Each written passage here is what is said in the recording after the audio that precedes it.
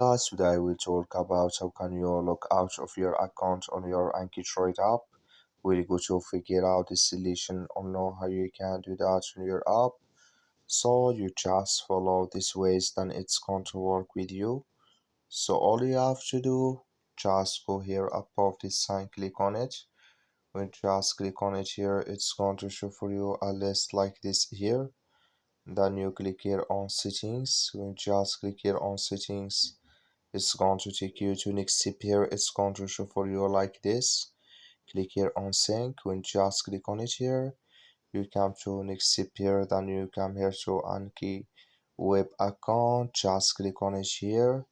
Then you click here on log out here. Then it's going to take you out of your account on your Anki web account app. That's all you have to do. Thank you for watching. Don't forget to support us by liking, subscribe.